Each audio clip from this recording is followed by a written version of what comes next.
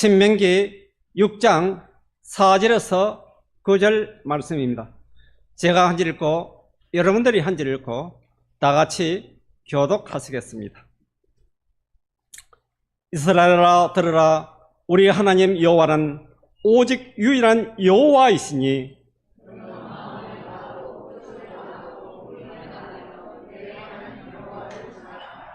오늘 내가 네게 명하는 이 말씀을 너는 마음에 새기고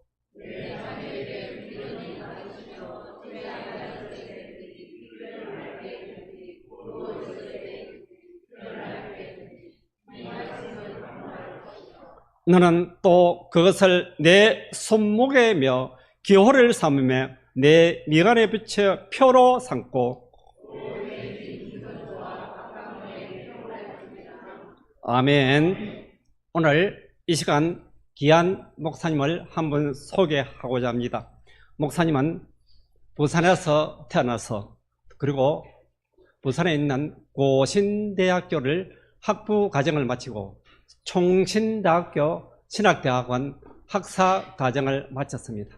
이어서 고신대학교 신학대학원에서 석사학위를 마치고 현재는 울산 명성교회 부목사님으로 생기는 이재석 목사님입니다.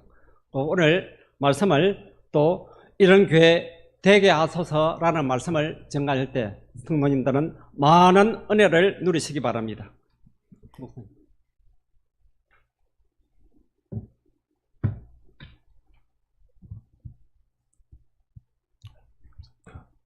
할렐루야.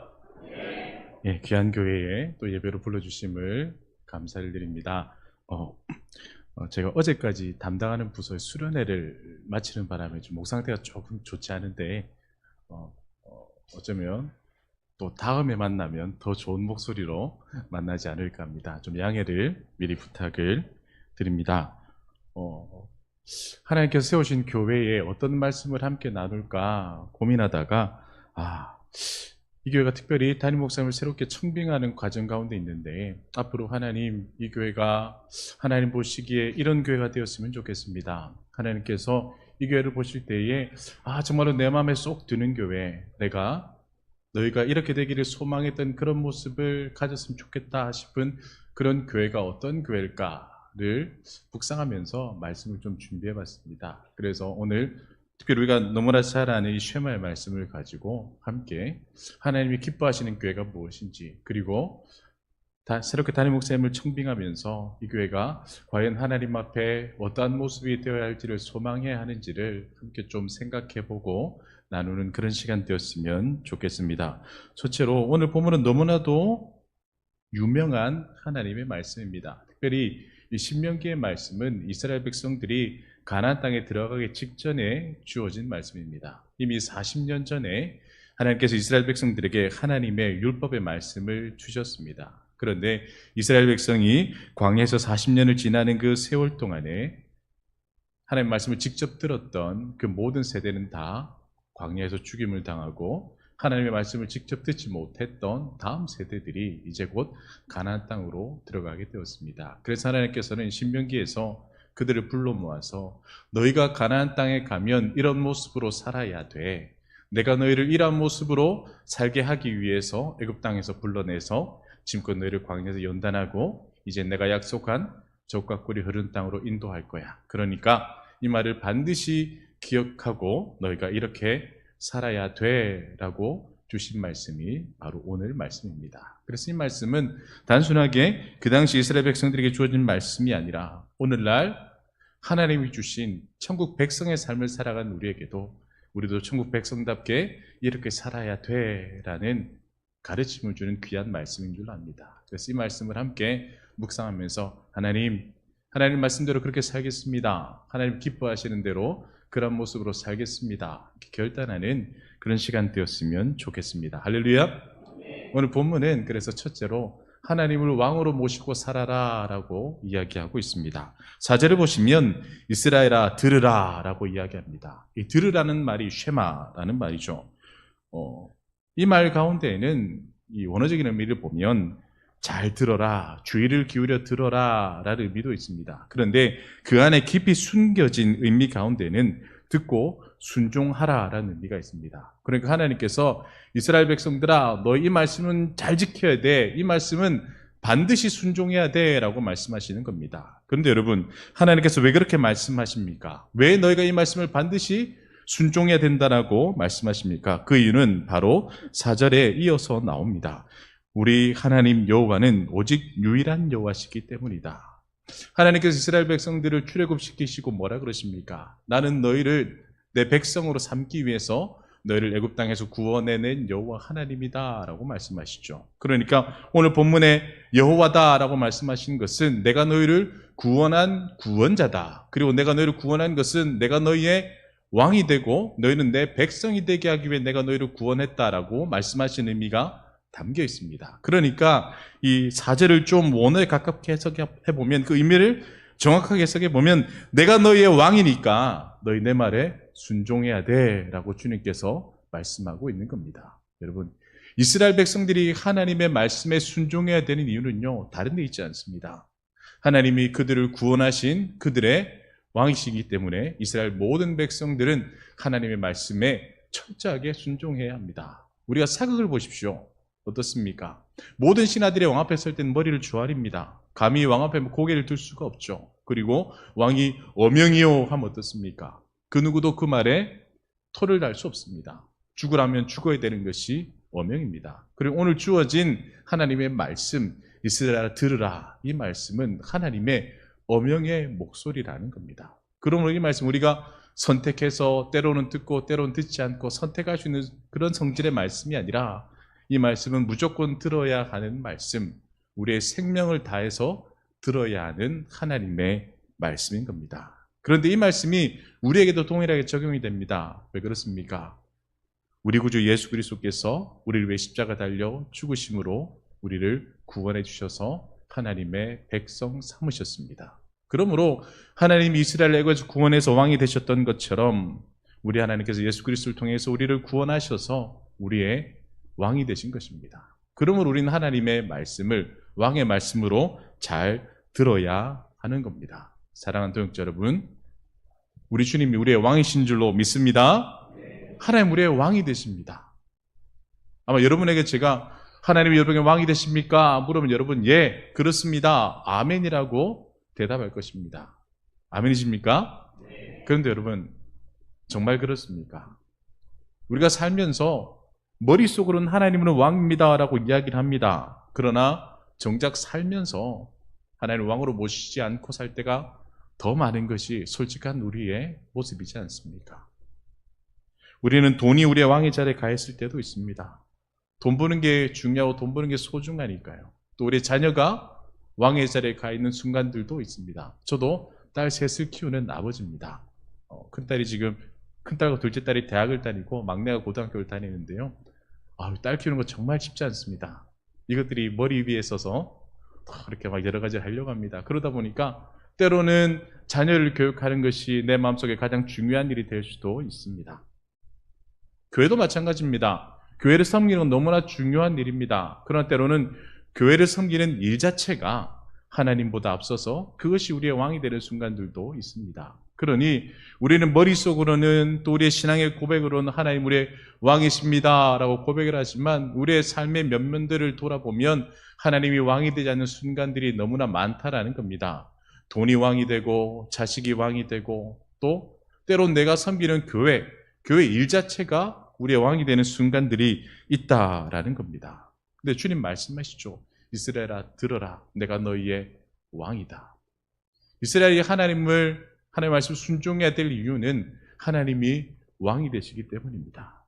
하나님이 왕이라는 사실을 절대로 잊어버리지 말라는 겁니다. 돈이 왕이 되려고 하는 그 순간에, 자녀가 왕이 되려고 하는 그 순간에, 어쩌면 내가 하고 있는 다른 일들이 왕의 자리를 차지하려는 그 순간에 너는 내가 왕이라는 사실을 잊어버리지 말고 반드시 나를 왕으로 섬겨야 한다. 네 마음에 다른 것들을 쫓지 말고 오직 하나님의 말씀, 왕의 말씀에 순종해야 한다라고 이스라엘에게 말씀하시는 겁니다. 그게 바로 하나님의 약속의 땅 가나안에 들어가기 전에 직전에 주신 왕이신 하나님의 명령입니다. 우리 사랑하는 성도님, 하나님 우리의 왕이신 줄로 믿습니다. 그 하나님, 여러분의 평생에 왕 대접해드린 여러분 되시기를 주님의 이름으로 축복합니다. 그리고 교회가 한 마음으로 정말로 하나님, 우리 사랑하는 성도 한 사람 한 사람이, 우리 목사님이, 우리 장로님이, 우리 사랑하는 집사님이, 권사님이, 우리 사랑하는 교사가, 아이들이 모두가 정말로 하나님을 왕으로 모시고 어떤 순간에도 하나님을 왕으로 선택하며 그 하나님을 따라가는 그런 귀한 교회 되게 해주십시오. 그래서 하나님 기뻐하시는 정말로 복된 교회 되게 해주십시오. 그런 교회를 소망하고 그런 교회를 꿈꾸는 여러분 다 되시기를 주님의 이름으로 축복합니다. 두 번째로 오늘 본문은 하나님을 사랑하는 교회가 되라라고 이야기를 합니다. 5절을 보시면 마음을 다하고 뜻을 다하고 힘을 다하여 내 하나님 여호와를 사랑하라라고 이야기를 하고 있습니다. 하나님께서 나를 사랑해라라고 말씀하십니다. 여러분 어떻습니까? 하나님이 하나님을 사랑하라고 말씀하십니다. 여러분 하나님 사랑하시죠? 하나님 왜 사랑하십니까? 우리는 하나님께 너무나 많은 것을 받았기 때문에 그렇습니다. 하나님께서 우리를 너무나 사랑하셔서 우리를 죄악 가운데 사망 가운데 내어두실 수가 없어서 하나밖에 없는 그 아들 예수 그리스도, 그 생명의 주님을 우리의 십자가 달려 죽게 하셔서 우리를 구원해 주셨습니다. 하나밖에 없는 아들을 죽여서 살릴 만큼 하나님 우리를 너무나 사랑하신 것이죠. 그러니 그냥 우리가 하나님께서 우리를 사랑하라고 하셨으니까 그냥 맹목적으로 사랑하는 게 아니라 그 하나님의 사랑을 깊이 묵상하고 그 하나님의 사랑을 깨닫고 그 은혜에 감사해서 사랑하는 겁니다. 어떤 사람은 오해할 때가 있습니다. 하나님이 기뻐하신 일 감당하면 복을 줄 것 같으니까, 하나님 일 잘하면 하나님께서 은혜를 주셔서 잘 살게 해줄 것 같으니까 내가 더 사랑해야지. 여러분 그렇지 않습니다. 우리가 하나님의 사랑을 받았기 때문에 그 사랑에 감사해서 사랑하는 것이지, 내가 뭔가를 하면 하나님이 갚아주실 거니까 그래서 내가 더 사랑해야지라는 것은 잘못된 선택이라는 겁니다. 여러분, 주님께서 여러분을 위해 십자가에 달려 죽으신 그 사실을 굳게 믿으시며 감사하시며 사랑하는 여러분 다 되시기를 주님의 이름으로 축복합니다. 그런데 주님 어떻게 사랑하라 그러십니까? 마음을 다하고 뜻을 다하고 힘을 다하여 라고 이야기합니다. 원어를 보면요, 내 모든 마음으로 내 존재를 다해서 심히 사랑하라 라고 이야기를 합니다. 그냥 해도 되고 안 해도 되는 그런 선택의 문제가 아니라 하나님을 사랑하려면 죽을 것처럼 사랑해 라고 주님께서 말씀하시는 겁니다. 연애할 때 기억나지 않습니까? 아내가 좋으면, 남편이 좋으면 시간도 잘 보지 않죠. 거리도 보지 않습니다. 좋으면 그냥 내 마음을 다해서 거기 쏟아내는 겁니다. 하나님을 그렇게 사랑하라라고 이야기를 하고 있는 겁니다. 내 모든 것을 다해서 하나님을 사랑하는 데 힘써라. 마음도 드리고 시간도 드리고 물질도 드리고 재능도 드리고 때로는 내 미래도 하나님께 드림으로 하나님을 사랑하라라고 이야기하는 겁니다. 하나님 사랑한 여러분 다 되시기를 주님의 이름으로 축복합니다. 그럼 여러분, 하나님 그렇게 사랑하라 그랬는데 하나님 사랑하는 게 뭘까요? 어떻게 하면 하나님을 사랑하는 게 표가 나겠습니까? 교회를 열심히 다니는 것, 봉사 열심히 하는 것, 헌금도 많이 내는 것, 또 교회 모든 것들을 잘 지키는 것, 이거 다 중요합니다. 그러나 그것보다 더 본질적인 게 있습니다. 그건 뭐냐면 하나님의 말씀을 사랑하는 겁니다. 하나님의 말씀을 생명처럼 여기고 그 말씀을 듣고 순종하는 겁니다. 요한복음 14장 15절은 이렇게 말씀합니다. 너희가 나를 사랑하면 나의 계명을 지켜라. 하나님을 사랑하면 다른 거 열심히 하는 게 아니라 그것보다 더 중요한 게 하나님의 말씀을 읽고 하나님의 말씀을 지키는 것이 진짜 하나님을 사랑하는 것이다 라고 이야기하는 겁니다. 그런데 여러분 어떻습니까? 하나님 말씀을 지키는 게 마냥 즐겁습니까?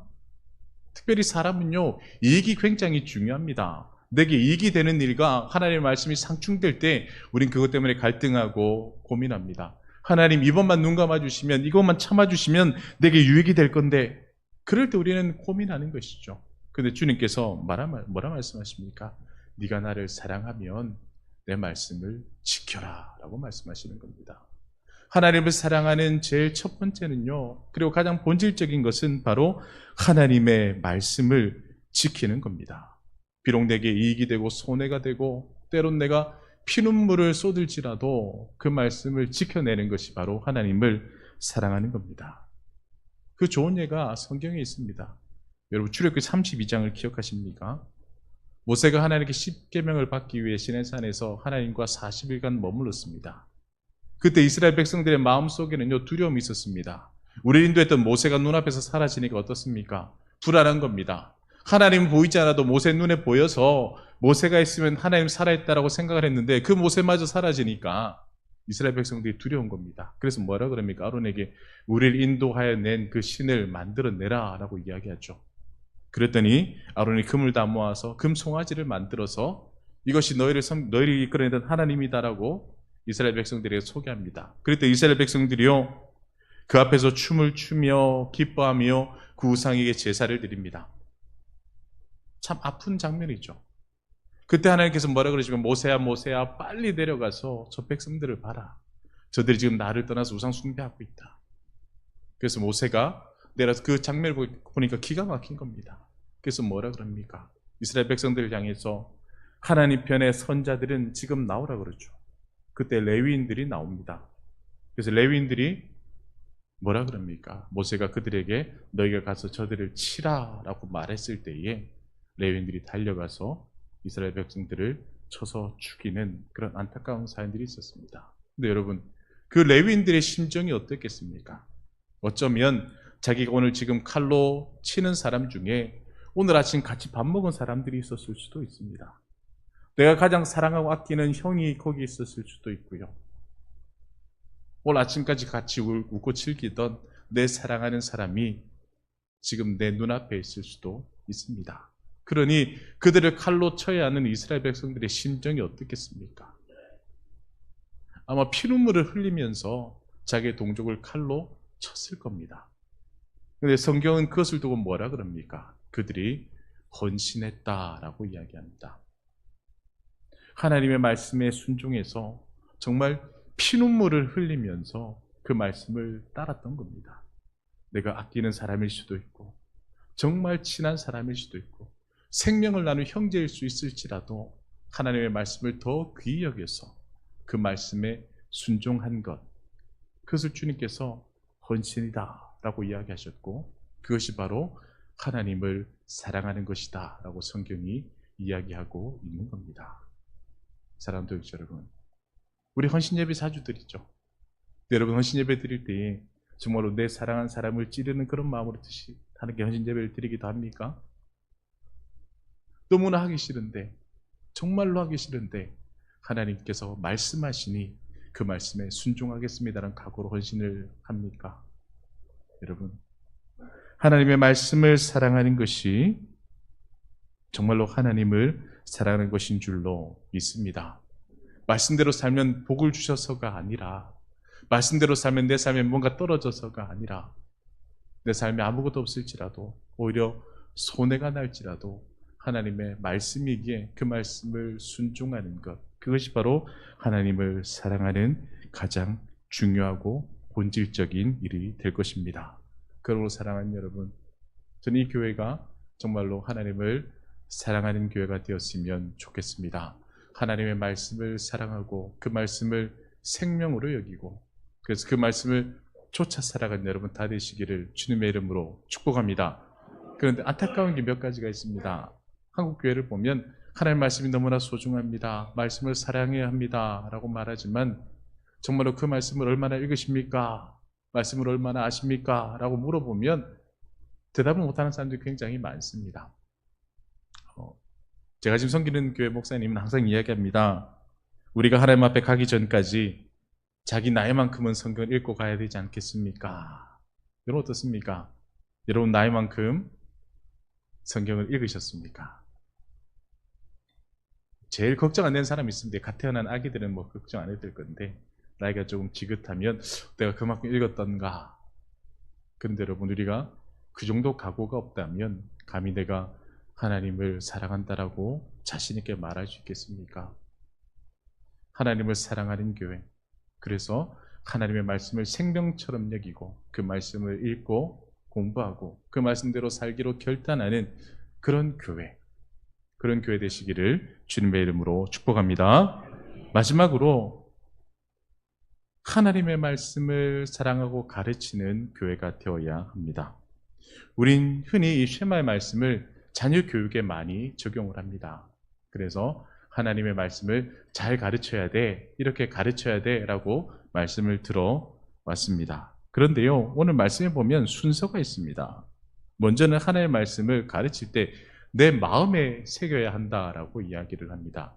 그러니까 설교 말씀을 들으면서 이거는 저분이 들어야 되는 말씀 같은데, 내 아내가 듣고 내 남편이 들어야 되는데, 그게 아니라 내게 주신 말씀으로 우리가 새겨야 한다는 겁니다. 특별히 새기다라는 것은요, 우리가 돌이나 이런 데 보면 글을 새기지 않습니까? 이것은 영원히 그 자리에 남는 겁니다. 그러니까 말씀을 듣고 그냥 잃어버리는 것이 아니라, 잊어버리는 게 아니라 말씀을 가슴에 새기는 것이 바로 하나님 앞에 우리가 해야 될 방법이라는 겁니다. 그리고 그 말씀을 그러고 난 이후에 우리의 자녀들에게 가르쳐야 합니다. 이거 참 중요한 것 같아요. 우리 흔히 자녀들에게 교회 가라, 예배 드려, 기도해 라고 이야기를 합니다. 물론 중요합니다. 그런데 여러분, 자녀는 무엇을 보고 배웁니까? 자녀는 부모를 보고 배웁니다. 부모가 어려울 때 기도하면 자녀는 기도합니다. 부모가 하나님의 말씀을 붙들면 자녀도 하나님의 말씀을 붙듭니다. 부모가 말씀을 읽으면 자녀도 그 말씀을 읽습니다. 그러므로 우리는 자녀들에게 하나님의 말씀을 가르친다라는 의미가 내 삶을 통하여서 내 자녀들에게 말씀대로 살아가는 나를 보여주는 것이다 라고 이해하는 것이 옳은 것 같습니다. 여러분의 삶의 모양이 자녀들에게 예수 그리스도의 모양이 되는 것입니다. 그리고 난 이후에는 뭐 해야 됩니까? 자녀들에게 그냥 말씀을 가르치는 것이 아니라 성경에 보니까 부지런히 가르치라라고 이야기합니다. 특별히 부지런이라는 것을 원어로 보면 이 칼을 갈다, 날카롭게 하다, 그런 의미의 단어입니다. 그러니까 여러분 어떻습니까? 칼을 가는데 한 번에 이렇게 잘 갈리지 않습니다. 계속 갈아야 칼이 날카로워집니다. 그러니까 부지런히 가르치라는 말은 날카로워질 때까지 계속해서 반복해서, 그래서 날이 바짝 서도록 자녀들에게 하나님의 말씀을 가르쳐야 한다라는 겁니다. 한 번 듣고 하면 얼마나 좋겠습니까? 그런데 우리 자녀들 키워봤지만 한 번에 알아듣는 자녀는 세상에 존재하지 않습니다. 100번을 말하고 또 101번을 말하고 1000번을 말하고 1001번을 말해도 안 되는 게 우리의 자녀들입니다. 그러니 자녀들에게 계속해서 가르친다라는 것은 정말로 칼을 갈듯이 계속해서 끊임없이 반복하는 것을 의미한다라는 겁니다. 우리 자녀들에게 그렇게 말씀을 가르쳐야 합니다. 아멘이십니까? 그런데 여러분, 한국 교회는 그러지 못할 때가 너무나 많습니다. 아이들에게 교회 가야지, 주일 예배 가야지, 주일학교 가야지, 주일학교 보내놓으면 그걸로 끝입니다. 전사님 말씀 잘 들어, 목사님 말씀 잘 들어, 가르치는 선생님 말씀 잘 들어, 그러고는 끝입니다. 그리고요, 우리 부모님 중 대부분은 자녀가 그 주일날 무슨 말씀을 들었고 어떤 것을 배웠는지를 물어보지 않습니다. 교회 갔으니까, 예배 잘 드렸으니까 그냥 말씀 잘 들었겠지 하고 넘어가는 거예요. 그 말씀을 무엇으로 듣고 무엇을 가슴에 새겼는지를 확인하지 않는 겁니다. 저도 여러 교회에서 이 자녀들 교육을 많이 감당했습니다. 그러다 보면 안타까운 것들이 있었습니다. 교회들이 자녀 교육을 그냥 교회 주일학교에 맡겨두는 겁니다. 개인적으로 묵상하면서 내가 섬기는 교회는 이런 교회가 되었으면 좋겠다. 주일날 어른들이 예배 드릴 때 들었던 이 본문의 말씀을 가지고 주일학교도 동일한 말씀을 가르치는 거예요. 그래서 예배를 마치고 집에 돌아가서 자녀들과 밥을 먹으면서 너 오늘 말씀 뭐 들었어? 우리 목사님 얘기하셨는데 전사님 뭐라고 그러셨어? 그럼 넌 어떻게 살 거야? 이런 것들을 물어본다면 얼마나 좋겠습니까?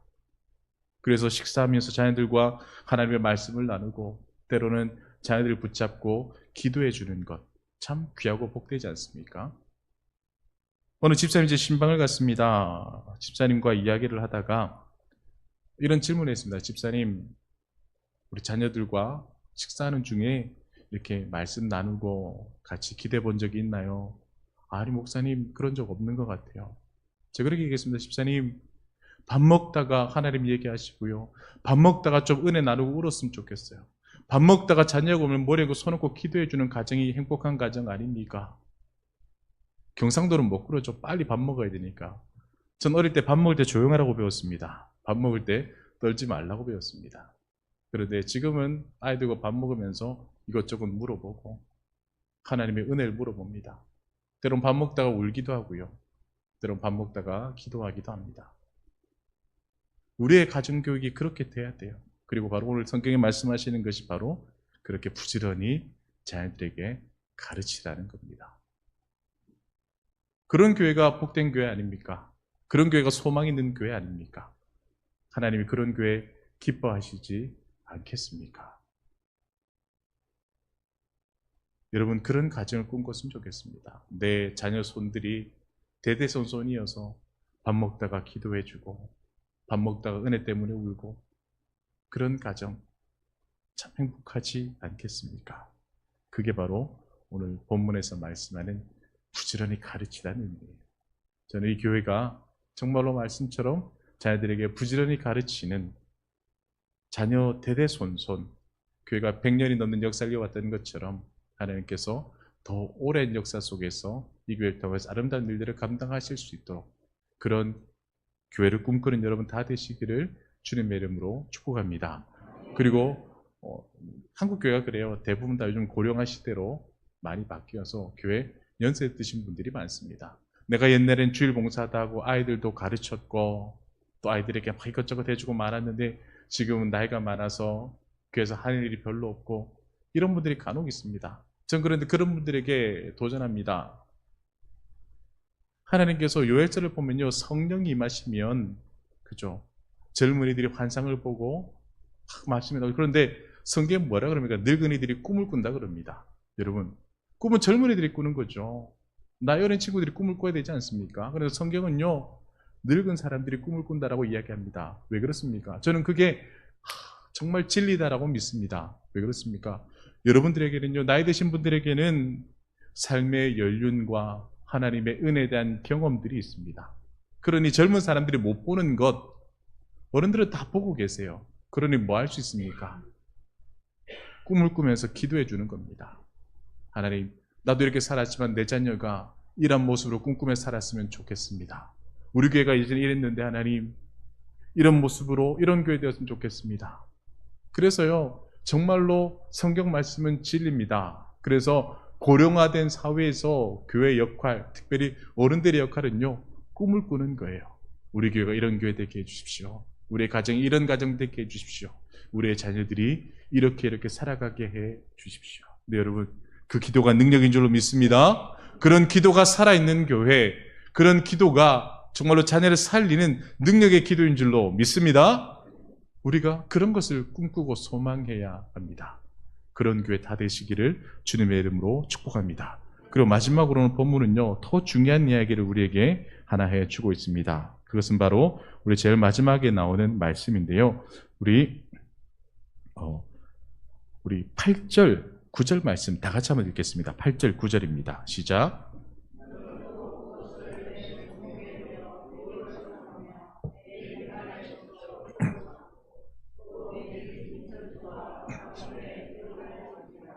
아멘. 예. 하나님께서 말씀을 가르치라라고 하신 이후에 그것을 내 손목에 메어 기호로 삼고 미간에 붙여 표로 삼고 집 문설주와 바깥문에 기록해 두라라고 이야기합니다. 하나님의 말씀이 어디서든 보이게 하라는 겁니다. 그런데요, 이것은 단순하게 손목에 걸고 다녀, 이마에 붙이고 다니는 말씀이 아니에요. 여러분, 손목에 건너면 뭡니까? 하나님께서 사랑하고 봉사하라고 하셨으면 이 손이 가서 봉사하는 거예요. 하나님의 말씀에 쫓아서 하나님의 말씀이 내 손과 발을 움직이는 것이 바로 손에 매는 겁니다. 그럼 미간에 붙이는 건 뭡니까? 해석자들은 이것을 생각을 하나님 기뻐하신 대로 하라라고 이야기하기도 합니다. 저도 그렇게 동의합니다. 그런데 저는 다른 해석도 합니다. 여러분, 미간이 어딥니까? 우리 얼굴이에요. 여러분 얼굴을 보면 뭐가 생각나겠습니까? 여러분 얼굴 보면 예수 그리스도가 생각나시기를 주님으로 축복합니다. 미간에 붙이라는 말은 그런 겁니다. 아, 저 사람 얼굴만 봐도 예수 그리스도가 보이고, 저 사람이 환한 미소만 봐도 아, 예수님 살아있구나. 저 사람이 얼굴만 봐도 보증이 되는 사람, 얼굴만 봐도 예수 믿고 싶어지는 사람, 그런 사람이 바로 미간에 하나님의 말씀을 붙이는 사람입니다. 또 집 문설주는요, 집 나갈 때마다 하나님의 말씀을 기억하라는 겁니다. 오늘 하루도 말씀대로 살아야지. 오늘 하루도 말씀대로 살아야지. 매 순간 기억하라는 거고요. 또 바깥문에 기록할지라는 겁니까? 돌아왔을 때 말씀대로 살았는가 기억하라는 겁니다. 집에 돌아오면서 아, 오늘 내 이 말씀 나갈 때 말씀 보고 나갔는데 과연 돌아올 때 말씀대로 살았는가 반성하라는 겁니다. 그리고 결국 뭡니까? 삶을 통하여서 하나님의 말씀을 그대로 살아내라. 하나님 말씀대로 손에서 하나님 기뻐하실 일들을 하고 얼굴로도 사람들이 예수에서 보게끔 네 얼굴의 표정들을 바꾸고 네 얼굴이 예수님의 얼굴이 되도록 네 삶을 바꾸고 나갈 때도 말씀을 기억하고 돌아올 때에는 말씀대로 살았는가를 점검해 보고 이것이 바로 이스라엘 백성, 하나님의 백성들이 살아야 될 모습이다라고 주님께서 이야기하고 있는 겁니다. 여러분의 손에 하나님의 말씀이 매인다고 생각해 보십시오. 어떻습니까? 행복하지 않겠습니까? 여러분의 얼굴에 예수 그리스도 보인다고 생각해 보십시오. 얼마나 좋겠습니까? 우리 나갈 때다 말씀 기억하고 들어오면서 말씀대로 살았는가? 못 살았으면 회개하고 말씀대로 살았으면 하나님 그렇게 살았습니다. 칭찬해 주세요. 모든 성도가 그렇게 살아간다면 어떻겠습니까? 하나님이 이 교회를 보고 기뻐하시지 않겠습니까? 그러므로 사랑하는 여러분, 여러분이 그런 교회 꿈꿨으면 좋겠습니다. 하나님이 100년이 넘는 역사 속에서 이 교회에 은혜를 주셨던 것처럼 이젠 하나님 우리가 그 은혜를 쫓아서 하나님 앞에 이러한 모습으로 살아서 우리 교회가 하나님의 더 큰 은혜를 꿈꾸는 그런 교회, 그냥 하나님 주일날 예배만 드린 그런 교회가 아니라 하나님의 능력이 살아 움직이는 교회.